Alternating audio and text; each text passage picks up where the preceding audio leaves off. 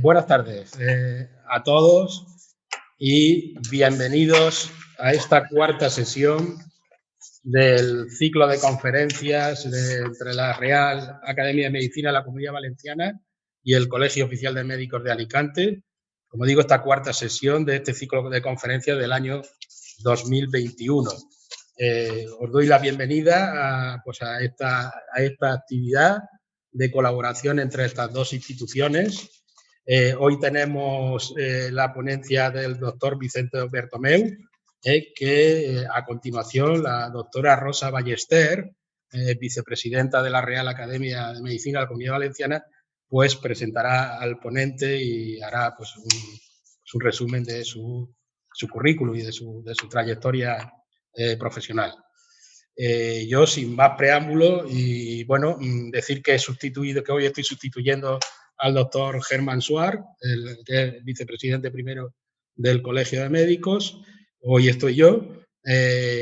Y bueno, pues, entre otras cosas, pues me siento muy a gusto de estar hoy en esta conferencia, entre otras cosas, bueno, pues compartiendo con la profesora Rosa Ballester y con el doctor Vicente Bertomeu. Así que sin más preámbulos, Rosa, cuando quieras. Bien, muy buenas tardes y una vez más bienvenidos a esta nueva conferencia dentro del ciclo. Bienvenidos y en fin, por parte, como ha comentado Diego, de las dos instituciones, bueno, pues estamos encantados y hemos de dar las gracias a todos los que participáis y, por supuesto, de forma muy especial a los ponentes que generosamente están dando estas charlas tan estupendas, ¿no? De hecho, todos ellos tienen la doble condición de ser colegiados y de ser, académicos, ¿no? Precisamente en el caso que nos ocupa, el doctor Vicente Bertomeu, recuerdo cómo en su discurso de entrada en la Academia, la Real Academia de Medicina de la Comunidad Valenciana, en el año 2011, hizo una conferencia muy brillante en la cual hablaba de las líneas de futuro de la patología cardiovascular, ¿no? Y decía cómo él delineaba fundamentalmente tres: las técnicas de imagen de la patología cardiovascular, la cardiología intervencionista y finalmente algo que yo creo que es muy querido por él y el cual es un excelente profesional y experto, que es todo el mundo de la ritmología, de las arritmias y de la electrofisiología. Bien, el doctor Bertomeu, como digo, es académico desde el 2011 de nuestra Real Academia de Medicina. Por otro lado, es profesor de la Facultad de Medicina, primero, yo creo que desde el principio, yo creo que coincidí con él casi desde sus inicios, ¿no? De la Facultad de Medicina, primero en la Universidad de Alicante y luego en la Universidad Miguel Hernández. Es decir, él imparte curso y ha impartido cursos desde los inicios prácticamente de la facultad, pues, como digo, en los licenciatura primero y ahora el grado de medicina y también de farmacia, ¿no? Él es profesor, como digo, dentro del Departamento de Medicina Clínica, en este caso de la Universidad Miguel Hernández. Y, digamos, hay que resaltar, pues, porque es muy importante su labor asistencial. Es jefe de la sección de cardiología del Hospital Universitario de San Joan d'Alacant desde el año 1991. Y en todo ese periodo en el cual, pues ha encabezado este servicio, el servicio ha obtenido una serie de premios extraordinariamente importantes, como son el Premio Nacional Benchmark al mejor servicio de cardiología en el grupo de cardiología intervencionista, el Premio Hospitales Top 20 y también un premio que anualmente convoca la Unión Profesional Sanitaria de Alicante, que se llama Premio de Innovación Tecnológica, durante el periodo en el cual, digamos, está en este momento como jefe de servicio. La ligazón con sociedades científicas del doctor Bertomeu hace que sea una de las personas dentro de su campo de especialidad más importante en el mundo español y yo diría que más allá, ¿no? Él ha sido presidente de la Sociedad Valenciana de Cardiología, de la sección de hipertensión arterial de la Sociedad Española de Cardiología y justamente en esta Sociedad Española de Cardiología, digamos, tiene una trayectoria larguísima, digamos, ha sido y es ahora mismo es presidente de honor, pero anteriormente fue presidente de la propia sociedad, presidente electo y presidente de la propia Sociedad Española de Cardiología. Es miembro de la Comisión Nacional de la Especialidad de Cardiología, fue miembro del Ministerio de Sanidad y Política Social y presidente de la citada comisión. Por otro lado, ha participado como revisor en las guías de hipertensión arterial de la propia sociedad, de la Sociedad Europea de Cardiología y de la Sociedad de Hipertensión, Sociedad Europea de Hipertensión, ¿no? Desde el punto de vista de desde el punto de vista de su actividad investigadora, que evidentemente no se puede separar, es decir, hace un tipo de investigación que desde hace unos años todos hablamos de la investigación translacional, ¿no? Él es el autor de casi 300 artículos de revista y tiene lo que todos vosotros conocéis, es decir, dentro del Journal Citation Reports, el índice H, ¿no? Un índice H de un factor H de 26, lo cual está muy, pero que muy, muy, muy bien. Bueno, nos da idea de su calidad investigadora. Es miembro del Comité Científico del FISABI, como se sabe bien, esa Fundación para la Investigación Sanitaria y Biomédica de la Comunidad Valenciana. Y quiero resaltar, encabeza el grupo, es el jefe de grupo del programa Heracles, de la Red de Investigación Cardiovascular, que es una de las redes del Instituto de Salud Carlos III, en una línea que es una línea de mecanismos de la hipertensión esencial y es una línea que destaca por ser extraordinariamente multidisciplinar, ¿no? Donde desde la fisiopatología, la epidemiología, la cardiología, la genética, la biología molecular, la estadística, es decir, es extraordinariamente potente y muy, muy importante. Pues bien, él es el jefe de grupo de este programa Heracles. Ha realizado como una labor de transferencia de conocimiento, entre otros lugares, al sector privado, encabezando hasta 18 proyectos de investigación con financiación privada o de empresas y colaborando en otros 12. Es miembro del Comité Científico Nacional de 19 registros multicéntricos, como digo, a nivel de todo el Estado, ¿no?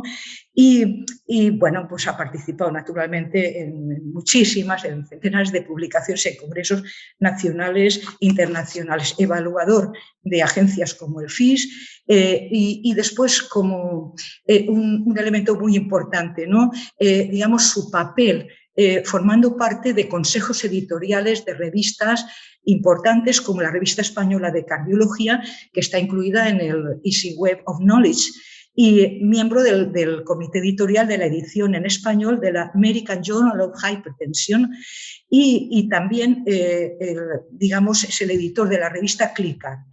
Y probablemente hay alguna más que se me ha olvidado que yo creo, bueno, de Medical Economics también, de la revista Medical Economics, también, digamos, participa dentro de estos consejos editoriales. Como he comentado antes, su papel en la formación de pregrado bueno, pues tiene una dilatada trayectoria de los inicios de nuestra Facultad de Medicina, pero además a nivel de posgrado y de innovación, resaltaría, y con eso termino, ha sido presidente de la Comisión de Formación de la Sociedad Española de Cardiología, miembro de la Comisión Nacional, de la Especialidad de Cardiología del Ministerio de Sanidad y fue presidente de esa misma comisión. Y además es director de una cátedra de cardiología y en la universidad, una de estas cátedras fundacionales de la Universidad Miguel Hernández de Elche, y digamos, donde desde allí se se establecen y se crean y se elabora una serie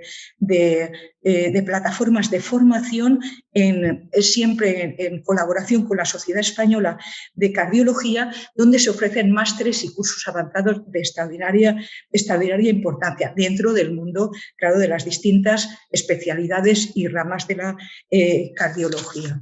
Y bueno, pues digamos el currículum es mucho más extenso, pero naturalmente lo importante es, yo creo que he intentado resaltar lo fundamental y bueno, pues le vamos a dar la palabra, que eso es agradeciéndole una vez más desde la academia, y ahora hablo en nombre de su presidenta, la doctora Carmen Leal, y en fin, dentro de este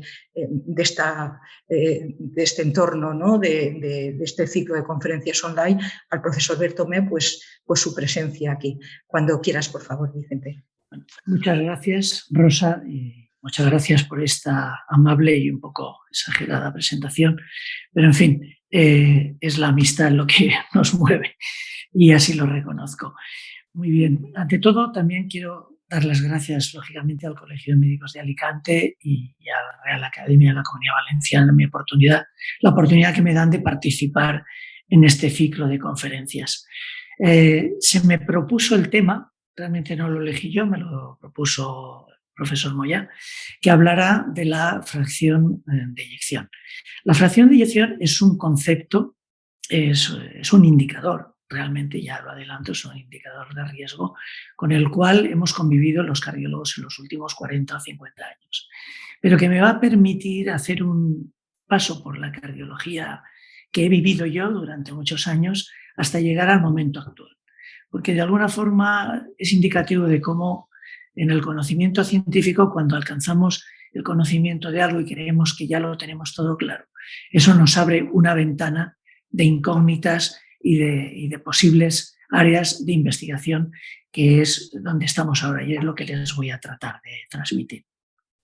Bueno, en la presentación, como en esta diapositiva, pues en primer lugar, teniendo en cuenta que esta conferencia no está dedicada exclusivamente a cardiólogos, voy a intentar definir qué es la fracción de eyección, cómo se mide y cuál es el significado clínico. Básicamente lo que ya he adelantado es que es un indicador pronóstico, y de este indicador pronóstico pues vamos a comentar las certezas, las preguntas que se nos plantean y luego la trascendencia que tiene en la práctica clínica. El concepto de la fracción de eyección procede de hace casi 50 años, cuando Eugene Braunwald, que para los cardiólogos es como nuestro maestro, es realmente un cardiólogo que sigue viviendo y sigue ejerciendo. Tiene 91 años, pero sigue participando activamente en los congresos americanos y en el Congreso Europeo, y es verdaderamente admirable porque físicamente está muy bien, pero su capacidad intelectual desde luego es extraordinaria, ¿no? Y ya él definió en el año 1967 que el corazón es una bomba aspirante e impelente que garantiza un flujo adecuado de sangre a los tejidos. Se calcula pues, mediante esta fórmula, es decir, es la división del volumen telediastólico menos el volumen telesistólico, es decir, el volumen latido dividido por el volumen telediastólico y multiplicado por 100. Básicamente es el volumen latido dependiendo del tamaño del corazón. En este dispositivo pues, se explica de una forma un poquito más gráfica, pues es la cantidad de sangre que el ventrículo izquierdo bombea. Esa cantidad de sangre, lógicamente, depende de la contracción sistólica, pero también depende del llenado previo, ¿no? Y la fracción de eyección se estima como normal entre 50, 55 y 70%.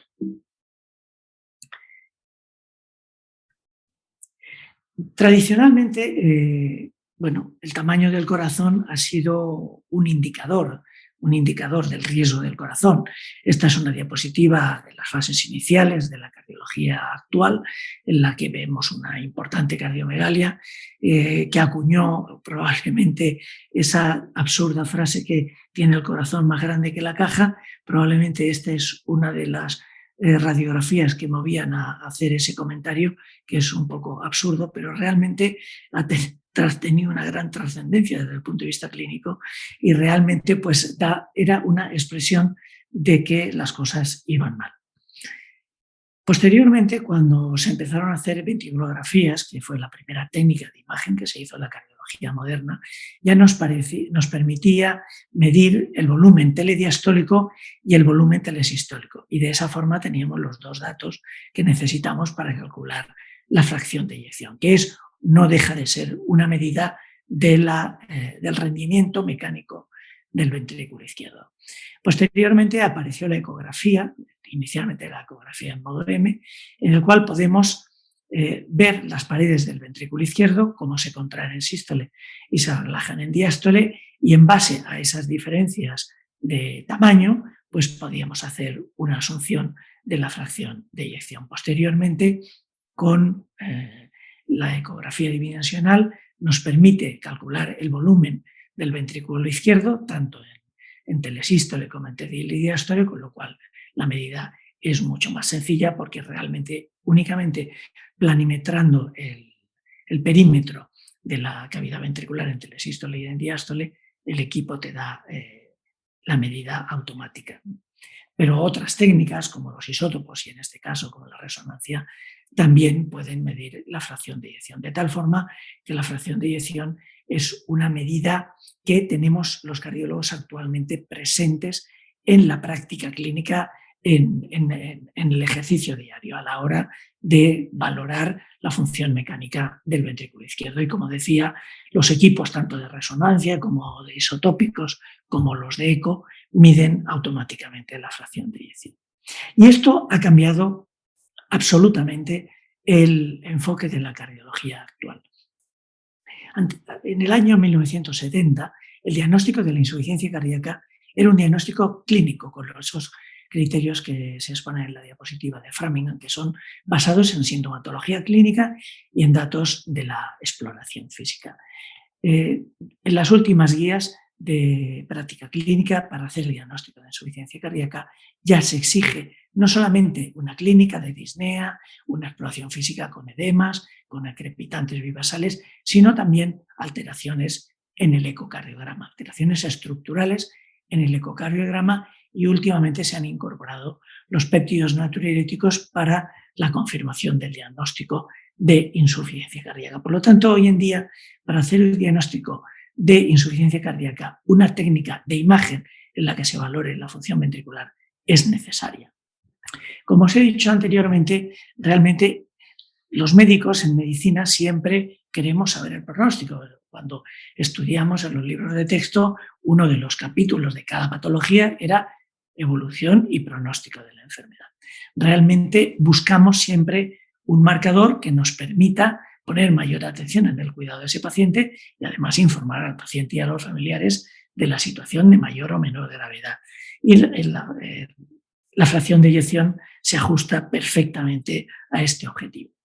En la década de los 70, el control de los factores de riesgo estaba absolutamente desbocado, es decir, realmente no se era consciente en aquel momento de los peligros del tabaco, de la obesidad, del sedentarismo, etcétera, ¿no? Aunque esto hoy en día se ha corregido de una forma muy notable, pero sigue siendo un problema muy relevante porque el control general de los factores de riesgo en las poblaciones occidentales y en vías de desarrollo es muy malo. Y esto da lugar a la aparición de la cardiopatía isquémica. En la década de los 70, cuando no teníamos forma de tratar a los pacientes que tenían un problema coronario, pues vivíamos grandes desastres, ¿no? Como vemos en la diapositiva, un gran infarto de toda la cara posterior, inferior, lateral y también anterior, ¿no? Y se producían complicaciones mecánicas pues también dramáticas, como digo, roturas de la pared libre del ventrículo izquierdo, roturas del septo o roturas de los músculos papilares, ¿no? En otras ocasiones no se producían estas dramáticas complicaciones, como decía, pero se iba produciendo un deterioro de la pared del ventrículo izquierdo por la isquemia, por una isquemia crónica o bien por una afectación directa del miocardio por un proceso infeccioso, como por ejemplo una miocarditis, pues el miocardio del ventrículo izquierdo pues, se deterioraba, se sustituía las fibras musculares por colágeno, bueno, no totalmente, lógicamente, pero había una gran componente de colágeno que deprimían la función ventricular. Pero cuando aparece la posibilidad de hacer coronariografías, ya podemos identificar la patología a nivel coronario.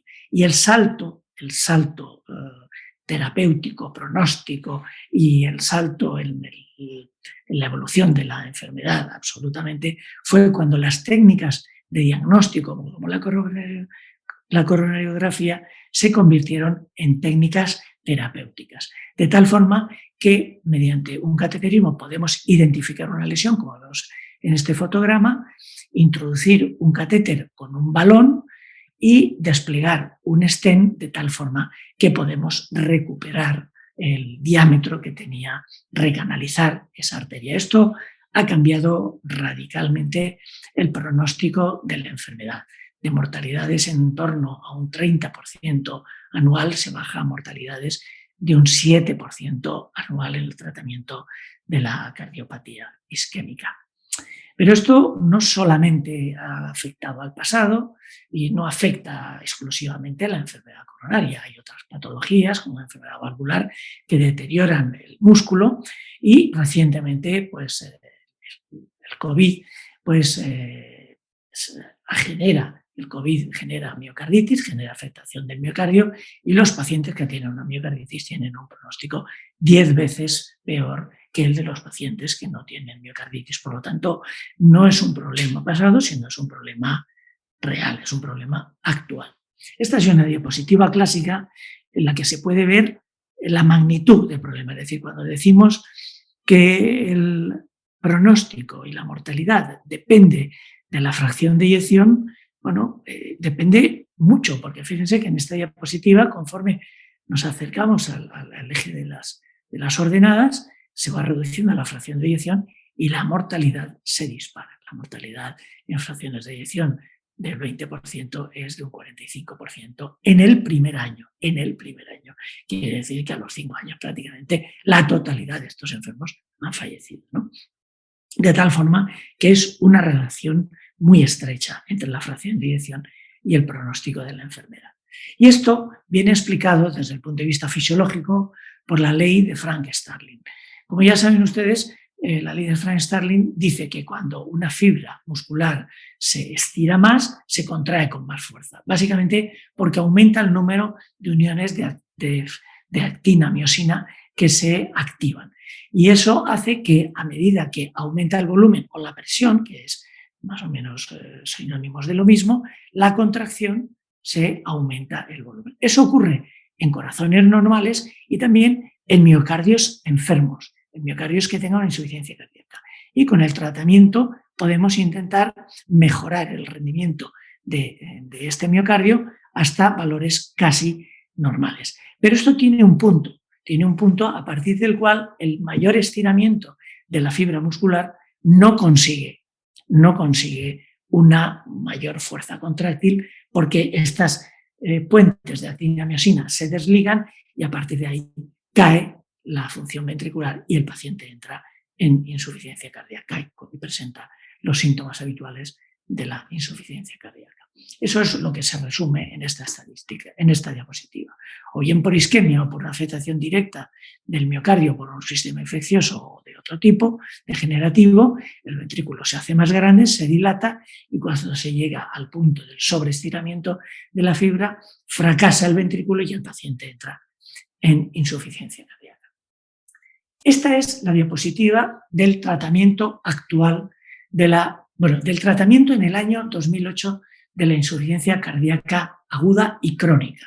He seleccionado esta diapositiva porque es la primera guía de práctica clínica en 2008 donde se hizo un algoritmo. Las guías del 2005 realmente decían básicamente lo mismo, pero aún no se había hecho un algoritmo.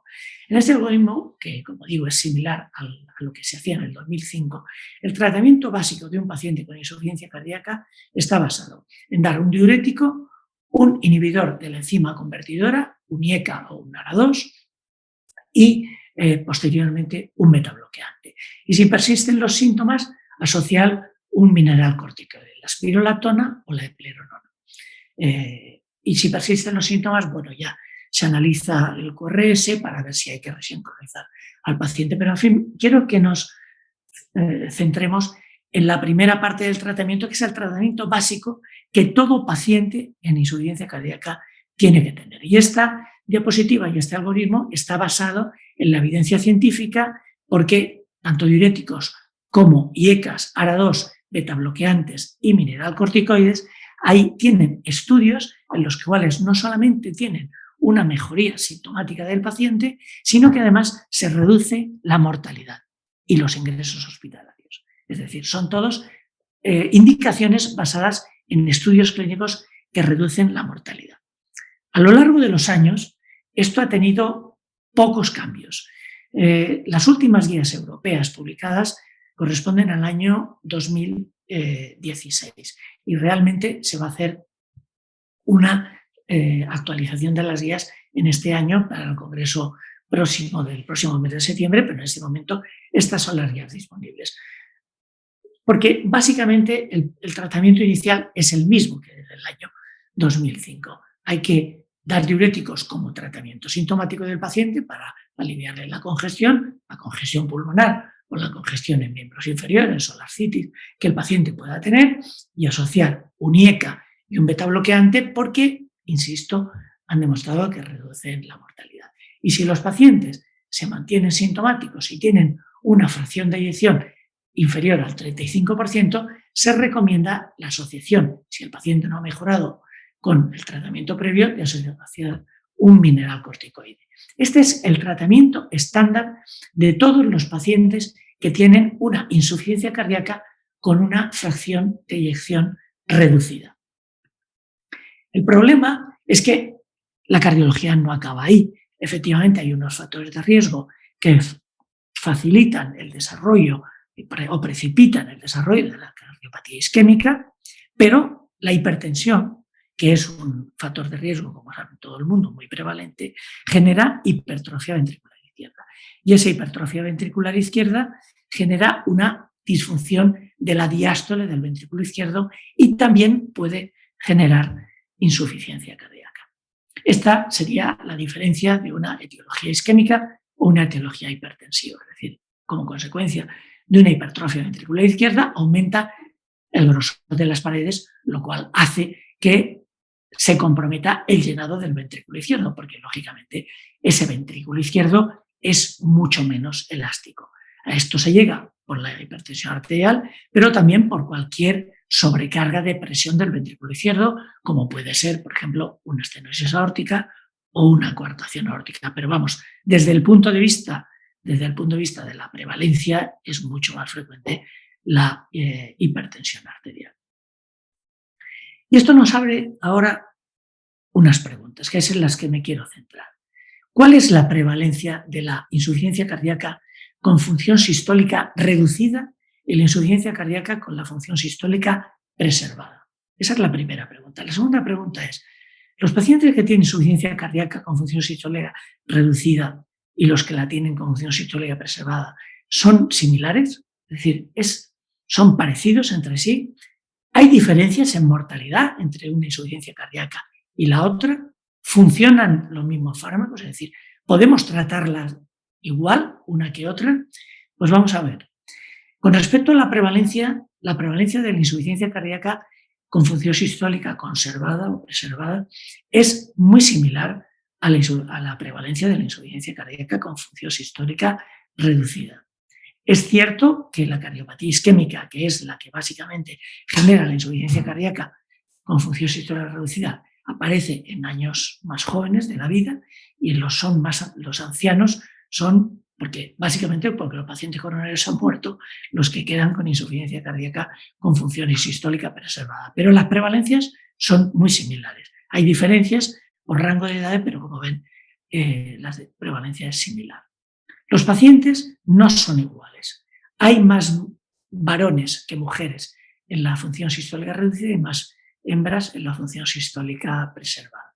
Son algo más mayores los de la función sistólica preservada, pero lo que más los caracteriza es que la función sistólica reducida está muy relacionada con la cardiopatía isquémica y con las miocardiopatías dilatadas o las miocarditis. Eso es básicamente donde las causas etiológicas de la insuficiencia cardíaca reducida, pero lógicamente es mucho más frecuente la cardiopatía isquémica que la miocarditis o que la miocardiopatía dilatada. Y la insuficiencia cardíaca con función sistólica conservada básicamente está en relación con la hipertensión arterial. Y hay procesos como la fibrilación auricular y la diabetes que tienen también mucho peso en el desarrollo de la insuficiencia cardíaca con función sistólica preservada. ¿Y qué podemos decir del pronóstico? Bueno, pues el pronóstico, sorprendentemente, es igual de malo que el de la función sistólica reducida. Es decir, no estamos ante una insuficiencia cardíaca más benigna que la que genera la cardiopatía isquémica con una función sistólica reducida. Como ven en la diapositiva, hay muchos estudios, tengo que decirles que hay muchos estudios. He seleccionado esta diapositiva porque fue la primera y la que tuvo mayor repercusión clínica del 2006, pero luego todo esto se sigue manteniendo. ¿Y qué ocurre con los tratamientos? Porque aquí viene el problema. ¿Podemos utilizar los mismos tratamientos para la insuficiencia cardíaca con función sistólica reducida que con función sistólica normal?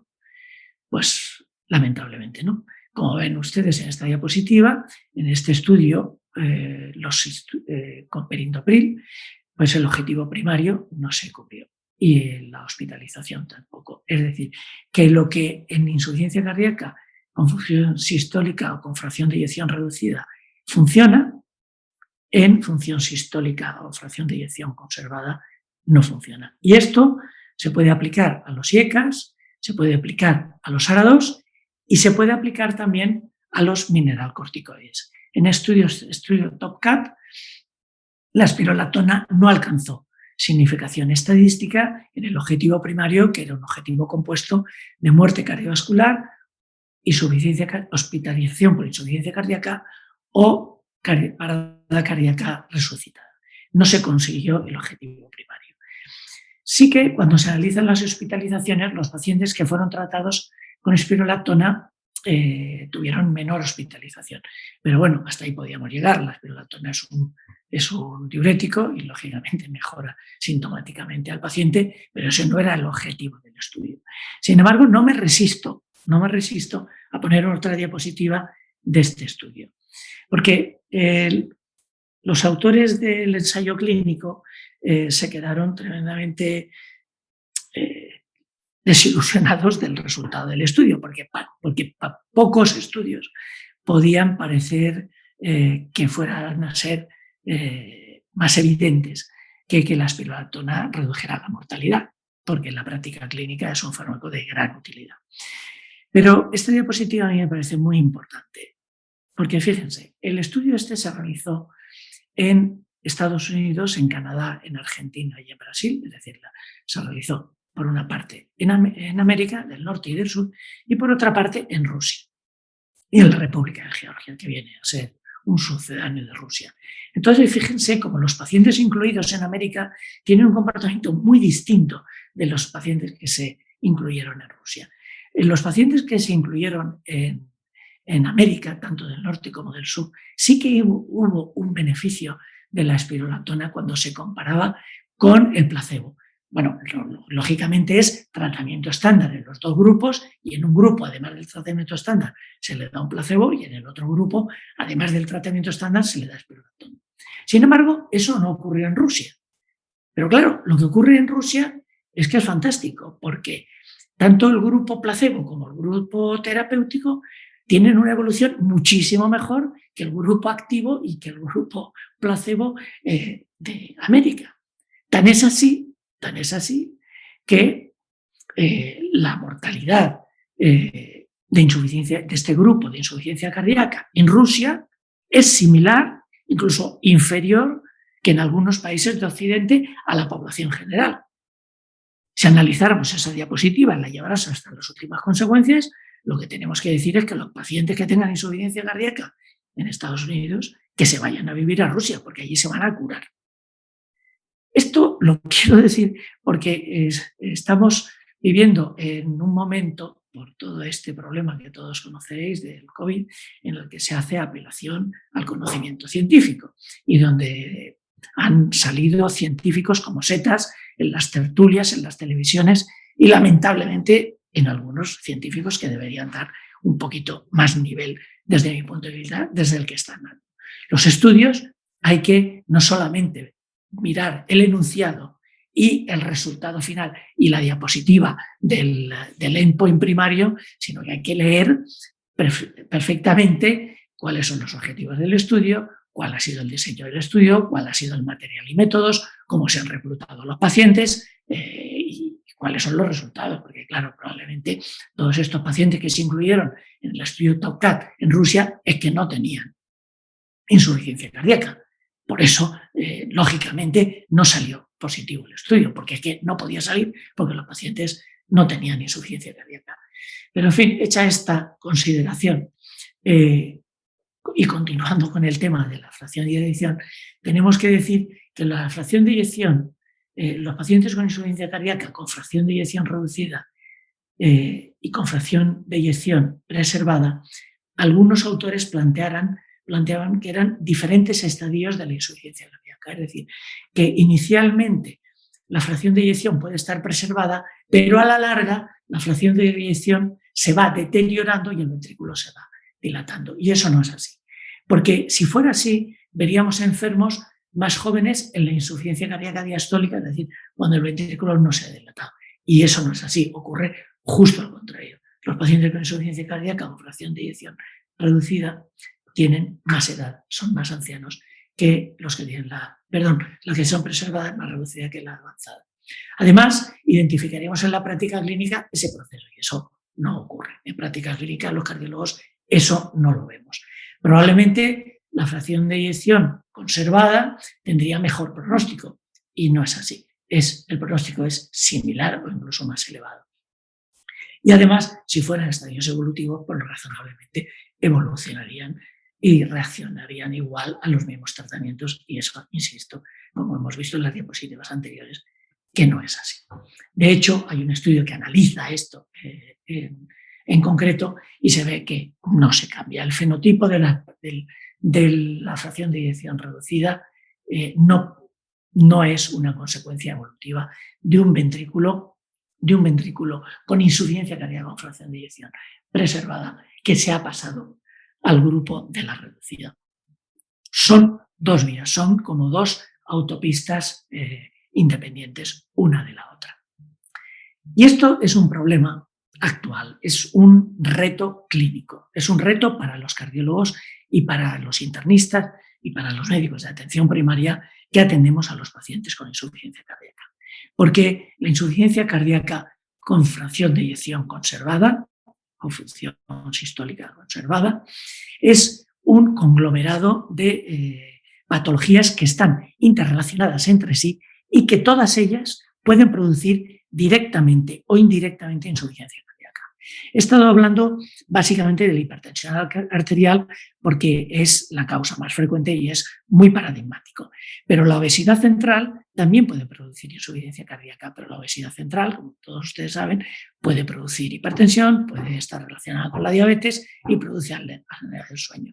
La diabetes, a su vez, está relacionada con la obesidad central, con la hipertensión, la enfermedad renal, etc. De tal forma que aquí se pone es un desafío al clínico, es un desafío a la cardiología basada en instrumentos, basada en la eco y en los petio-natriuréticos. El enfoque del médico con una insuficiencia cardíaca, con una fracción de eyección normal, es absolutamente un reto clínico. Y además es más complejo porque tenemos que identificar pacientes que pueden incluirse en el grupo de los pacientes con insuficiencia cardíaca que realmente no tengan una insuficiencia cardíaca. Porque hay pacientes que pueden referir que tienen disnea de esfuerzo, que se cansan, que se fatigan, pero sencillamente porque son obesos, o sencillamente porque tienen ansiedad, o tienen edemas porque tienen una insuficiencia venosa, o precisamente porque tienen una amiloidosis. Una amiloidosis genera una insuficiencia cardíaca con función sistólica preservada, pero es una entidad clínica muy concreta que tenemos que intentar investigar y averiguar. Es decir, que realmente es un problema de primer orden desde el punto de vista sanitario. ¿Por qué? Porque fíjense lo que ha ocurrido con las guías. Esto es lo que nos decían las guías europeas y las americanas en el año 2005. En el año 2005, en la parte izquierda de la diapositiva, ven ustedes lo que dicen las guías europeas, el European Heart Journal, que decían que las recomendaciones son ampliamente especulativas. Y las guías americanas son mucho más directas, son más prácticos. Bueno, eso ocurre en todos los órdenes de la vida, que los europeos somos bastante diletantes y ya así nos va. Los americanos van más al grano. No dicen nada, pero no dicen casi nada, pero dicen lo que saben. Y te dicen, lo que hay que hacer es controlar la presión arterial sistólica y diastólica. Si el paciente está en fibrilación auricular, controlar la frecuencia ventricular y utilizar los diuréticos para el tratamiento sintomático. Como ven, realmente es un tratamiento con un abordaje fisiopatológico y muy elemental, pero es lo que había en el año 2005. Lo malo es que con el tiempo sigue ocurriendo lo mismo. En las guías americanas, desde el año 2013, vienen a decir lo mismo. Controlar la presión arterial, utilizar diuréticos para el tratamiento sintomático, revascularizar al paciente si tiene enfermedad coronaria, porque claro, el que tenga un paciente una hipertrofia ventricular izquierda no excluye que además pueda tener una enfermedad coronaria, y básicamente si el paciente tiene una fibrilación auricular, hay que controlar la respuesta ventricular, reducir la frecuencia ventricular a unos límites fisiológicos que son en torno a inferiores a 100 latidos por minuto, y luego dicen que es razonable utilizar los mismos fármacos que para la insuficiencia cardíaca con función sistólica reducida, porque aunque no tengamos evidencia de que reducen la mortalidad, la dificultad de los ensayos, que la mayor parte de los ensayos adolecen del problema de que en la selección de pacientes se pueden haber incluido pacientes que, como decía antes, realmente no tienen insuficiencia cardíaca y por eso el estudio no sale concluyente, pero bueno, básicamente es una recomendación de expertos que no está basada en una evidencia científica. Últimamente, en las guías del 2016, que son las últimas de la Sociedad Europea de Cardiología, ha introducido una novedad y es una categoría de insuficiencia cardíaca con una fracción de eyección entre 40 y 49. Es decir, por una parte están los que tienen menos de 40, por otra parte los que tienen más de 50 y los que tienen entre 40 y 49. ¿Por qué? ¿Por qué se ha hecho esta clasificación? Primero porque son pacientes en los que existe aún más incertidumbre, porque no tenemos evidencia científica de que ningún grupo terapéutico tenga reducción de mortalidad en este grupo de pacientes, pero sí que son pacientes que se pueden beneficiar más razonablemente de los tratamientos que se aplican a la fracción de eyección reducida. Y por otra parte, porque sí que estos pacientes, como consecuencia de una revascularización, se puede recuperar parte de la fracción de eyección y entonces pasarían al grupo de la fracción de eyección preservada, ¿no? Las guías americanas han hecho igual, es decir, han introducido lo que llaman la insuficiencia cardíaca borderline o la mejorada, es decir, pacientes que han mejorado su fracción de eyección por procedimientos básicamente por una revascularización coronaria. Pero insisto, en este grupo intermedio no existe tampoco una evidencia en el momento actual de que un fármaco determinado reduzca la mortalidad. Y esta es la diapositiva del tratamiento de las guías europeas de la insuficiencia cardíaca con fracción de eyección normal. Es decir, que de 84 diapositivas la Sociedad Europea de Cardiología aporta a los miembros de la Sociedad Europea de Cardiología un kit de diapositivas que yo me he descargado y son un total de 84 diapositivas del tratamiento, de las guías de la insuficiencia cardíaca. Y esta es la única guía que habla del tratamiento de la insuficiencia cardíaca con fracción de eyección normal. Como ven ustedes, es un reto, porque ellos lo que dicen es que hay que analizar las comorbilidades y dar diuréticos. Y luego hay otras diapositivas donde analizan el tratamiento en presencia de fibrilación auricular. Pero la fibrilación auricular, que afecta mucho a la función sistolia preservada, no es exclusivo de la fracción de eyección conservada, también afecta a la fracción de eyección reducida. Por lo tanto, es un indicador de la situación actual. Estamos tratando a estos pacientes sin una evidencia científica reconocida, sino por una aproximación fisiopatológica al proceso. Y finalmente, pues quiero presentarles 2 o 3 diapositivas de qué significa esto en la cardiología actual. ¿Cuál es la repercusión actual? Miren, para esto voy a utilizar unas diapositivas de un estudio que yo puse en marcha en el tiempo que estuve de presidente de la Sociedad Española de Cardiología. Lo que hice en aquel momento fue utilizar el CMBD. Es una base de datos que tiene el Ministerio. Ustedes sabrán que existe, todos los hospitales tienen un servicio de documentación médica que codifican los diagnósticos de las altas hospitalarias y las mandan al Ministerio. Y en el Ministerio se acumulan en una base de datos que es el CMBD.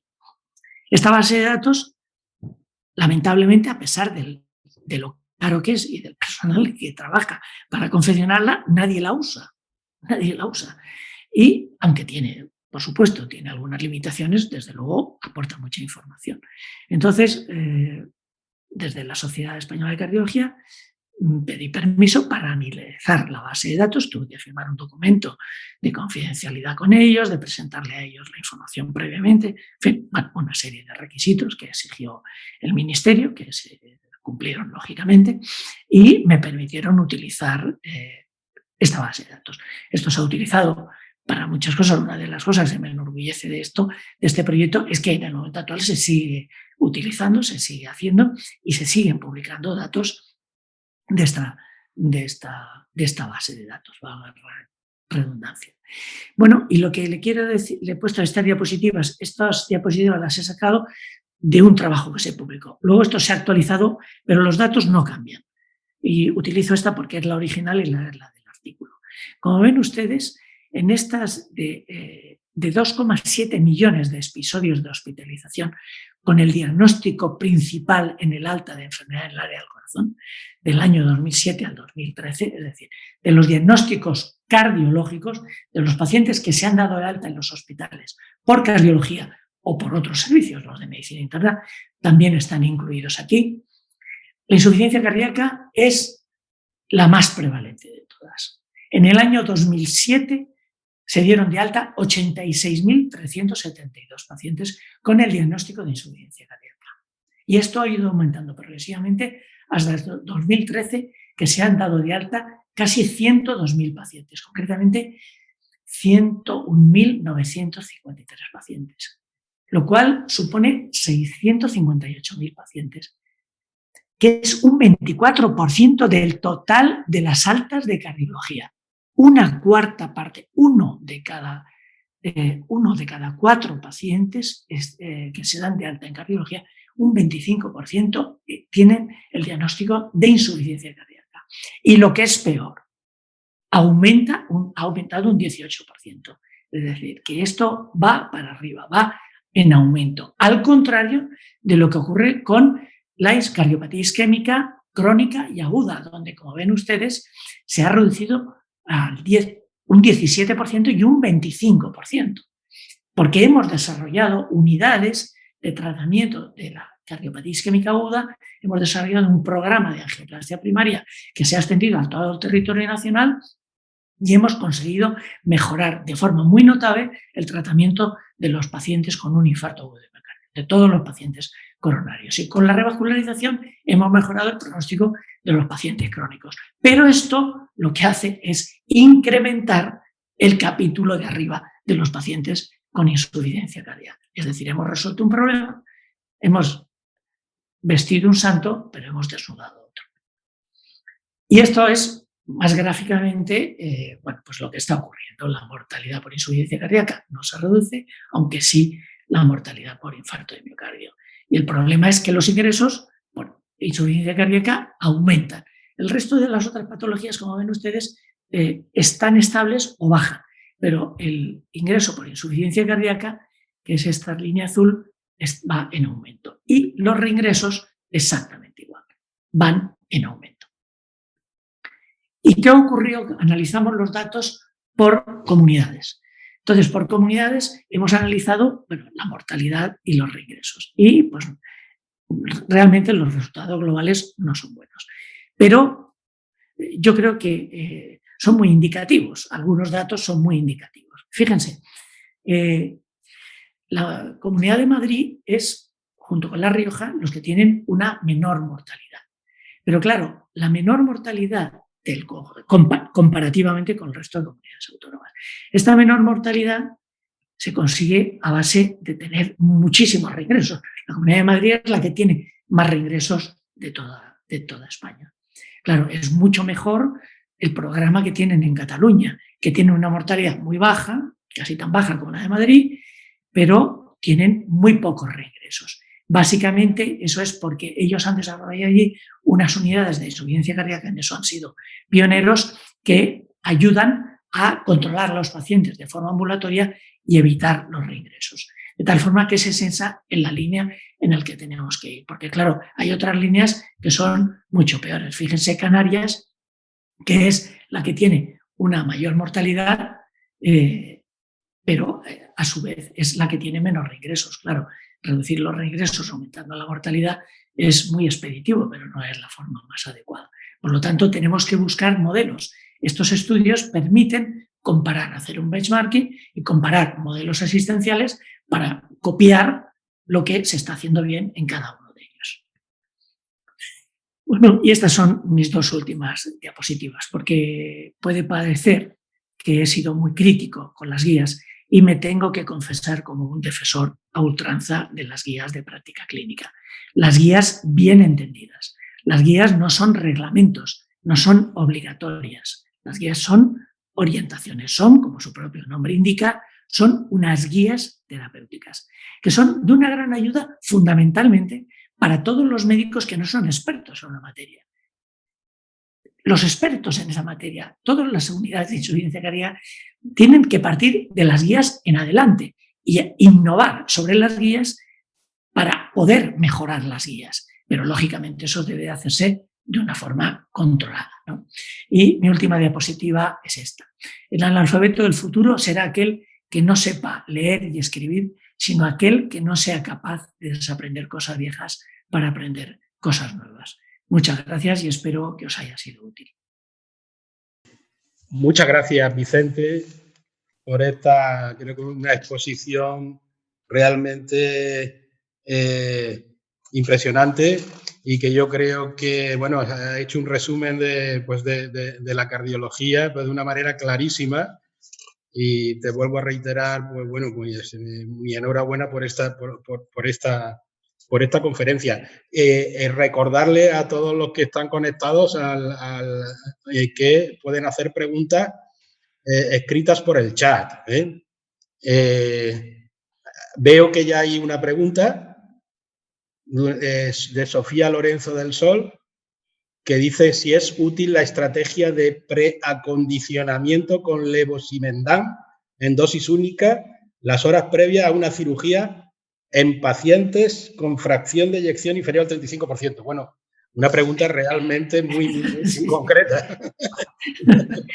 Así que es una pregunta de cardiólogo. Sí, de cardiólogo de unidad de coronaria, efectivamente. Sí, bueno, parece que hay evidencia de que sí que ayuda, pero realmente, lógicamente, yo no me he centrado en estos temas tan particulares porque, lógicamente, me quería dirigir a una audiencia más general y aportar conceptos generales. Yo creo que, evidentemente, los casos puntuales son muy importantes, pero yo siempre me gusta decir que lo que es importante es hacer bien lo de todos los días, lo fácil. Eso es lo que verdaderamente tiene una repercusión social y sanitaria para los pacientes. Lo que hay que hacer es tratar muy bien a los hipertensos, tratar muy bien a los diabéticos, corregir los factores de riesgo y a los pacientes que ya han evolucionado y ya han desarrollado una insuficiencia cardíaca, darle ese primer escalón terapéutico que decía que está basado en diuréticos y ECASOA2, betabloqueantes y mineralocorticoides. Eso es lo que a mí me parece que tiene que quedar claro en esta presentación. Es decir, que eso es lo que tiene que saber todo médico que trata a pacientes con insuficiencia cardíaca, que somos desde atención primaria hasta los cardiólogos. Pero muchas gracias por la pregunta. Bueno. Sí, Rosa, continúa. Bueno, muchas gracias. Bueno, pues nos llegan felicitaciones y enhorabuenas por la calidad y la claridad de la exposición. Recordar también que normalmente estas se están grabando, con lo cual, digamos, se va a poder acceder a ellas en su momento, ¿no? Bueno, aprovecho para, en fin, agradecer al doctor Moya, que además tiene dos preguntas que ahora comentaré, porque, bueno, ha sido, como ha comentado Vicente Bernabeu, ha sido la persona pues, que tuvo la idea digamos, de que fuera este tema el target para hablar en este entorno, ¿no? Las dos preguntas del doctor Moya son una de tipo general y otra específica. En el caso de la general dice, ¿existen variantes genéticas en la insuficiencia cardíaca? Y de tipo específico, en la insuficiencia cardíaca por reducción de la fracción de eyección, ¿es útil la dapaglifosina, inhibidor del cotransportador del sodio-glucosa? Una general, si hay variantes genéticas... Sí. Bueno, las variantes genéticas, bueno, yo tengo que decir que yo estoy seguro de que sí, pero no existe una evidencia científica absolutamente consensuada y lo que tampoco podemos hacer es identificar esas variantes genéticas que nos permitan individualizar el tratamiento en un paciente u otro. Pero sí que es cierto que hay no todos los hipertensos desarrollan la misma hipertrofia para niveles similares de presión arterial. Hay pacientes que con hipertrofias, que con hipertensiones no muy severas generan mucha hipertrofia ventricular izquierda y otros no tanto. Por lo tanto, esa es una explicación desde el punto de vista clínico. Pero lo que no podemos es hacer ningún test que nos identifique un subgrupo de pacientes para dar un tratamiento a otro. Con respecto a la segunda pregunta, pues tengo que decir que por no alargarme en la presentación, he quitado una diapositiva en la que incluía una recomendación de las guías de la empaglifosina. La empaglifosina está recomendada para el tratamiento de la insuficiencia cardíaca con indicación 2A, es decir, porque hay un estudio que es el EMPA-REG que ha demostrado que se reduce la mortalidad. Bueno, tengo que decir, para los que no conozcáis, que la empaglifosina es un antidiabético. Es decir, es un fármaco antidiabético que lo que hace es actuar sobre la resorción de glucosa en el túbulo renal. Lo que hace es generar una glucosuria y esa glucosuria baja la glucemia. Pero esa glucosuria arrastra líquido, arrastra agua y arrastra sodio y por eso se puede, de hecho, estoy absolutamente convencido que se va a incluir en el tratamiento inicial, en el tratamiento de entrada de los pacientes con insuficiencia cardíaca. Estoy absolutamente convencido. Incluso independiente, por supuesto, si es diabético, por supuesto, pero incluso en ausencia de diabetes. Y realmente esto es un ejemplo de cómo el enfoque de la insuficiencia cardíaca con fracción de eyección normal es un concepto clínico. Y es algo que yo insisto mucho en que los cardiólogos que nos hemos tecnificado tanto y a veces estamos un poco deslumbrados por las técnicas, porque nos gustan las maquinitas, las imágenes, los colorcitos y tal.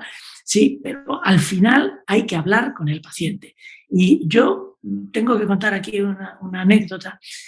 Fijaros, al hacer la presentación, al hacer las diapositivas, he recordado cuando yo estaba en el Hospital General con Paco Sogor y con Diego Ortuño, y que en ese momento discutíamos con los neurólogos, con los neumólogos, concretamente con Santiago Romero, que es una bellísima persona, que, en fin, que lamento su situación actual, pero que le tengo un gran aprecio, que él venía y nos decía, este paciente tiene insuficiencia cardíaca. Nosotros le hacíamos un eco, veíamos que el ventrículo se contraía perfectamente y decíamos, imposible, no es una insuficiencia cardíaca. Eso lo he dicho yo, imposible.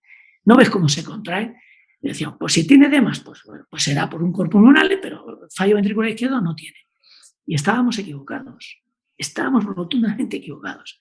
Ese paciente tenía una insuficiencia cardíaca con una fracción de eyección normal, pero con una reducción de la distensibilidad. Y eso es muy importante, que los cardiólogos, que somos una especialidad médica, mantengamos una formación clínica muy importante. Yo respeto al que no le guste la clínica, perfectamente, pero entonces mi sugerencia es que sea radiólogo. Es mucho más divertido hacer ecos de todos los órganos que hacerlos siempre del corazón. Y es mucho más divertido hacer arteriografías de todas las arterias que pilles que solo de las coronarias. Es decir, que entiendo perfectamente que a la gente le guste la tecnología y la técnica y las técnicas invasivas. Lo entiendo perfectamente. Pero esa no es la especialidad de cardiología. La especialidad de cardiología es una especialidad clínica. Bueno, y solamente decirle al doctor Moya también que algunos de mis compañeros perdonad la expresión, se han cachondeado de mí de que tenga que hablar a estas alturas de la fracción de eyección. Ayer me lo dijo un compañero mío, me dijo, ¿a estas alturas vas a hablar de fracción de eyección? Y digo, pues mira, a ver si te conectas y te vas a enterar. Está muy bien.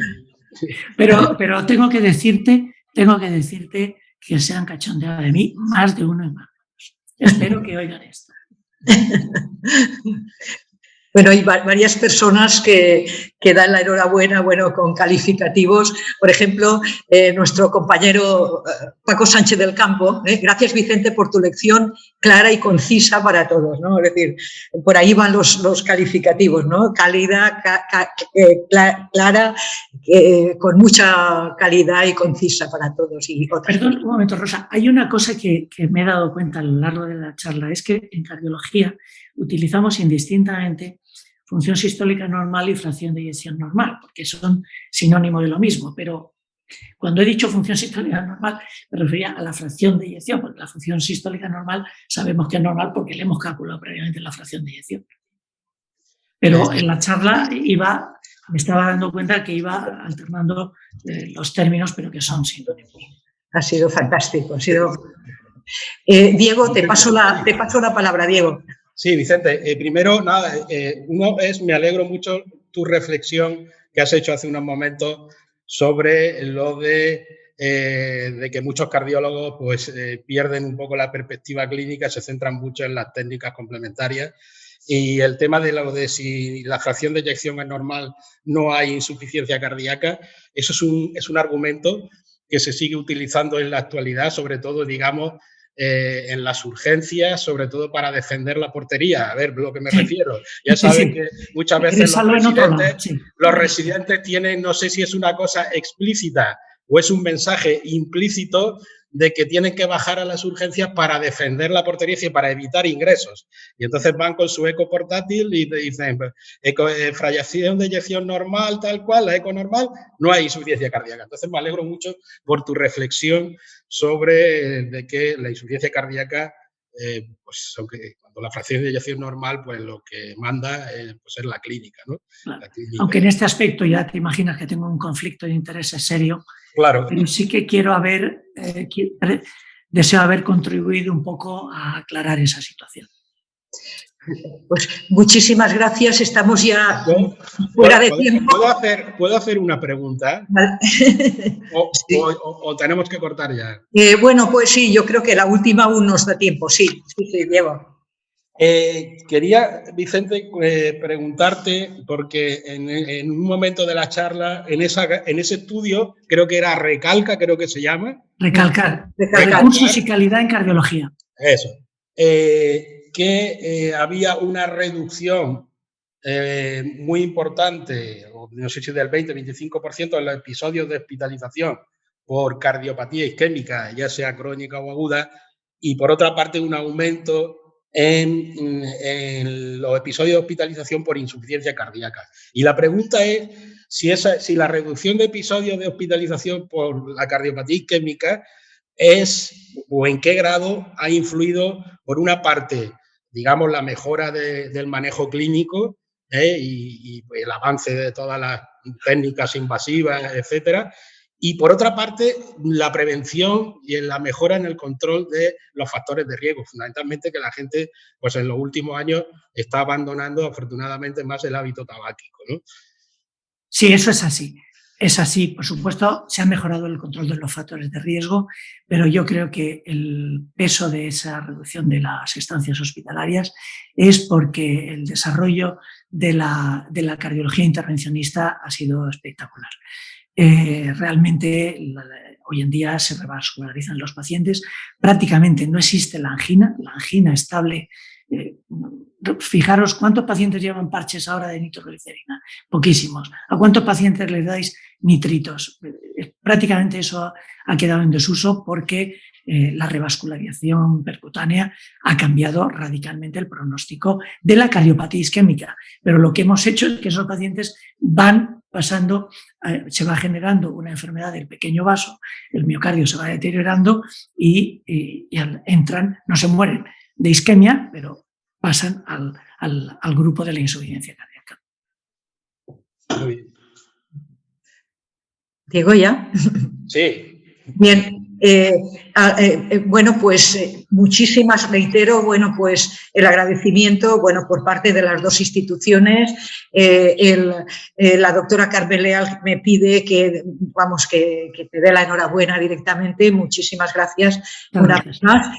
Y bueno, y quedamos, muchas gracias a todas las personas que habéis participado, que habéis estado aquí, y por otro lado quedamos emplazados para la última dentro de este ciclo de conferencias, que será el 19 de mayo, será impartida por el doctor Antonio Company Rosique sobre el tratamiento de las metástasis hepáticas de origen colorectal. Muchísimas gracias, muy buenas tardes a todos. Muchas gracias y buenas tardes. Buenas tardes. Gracias. Gracias.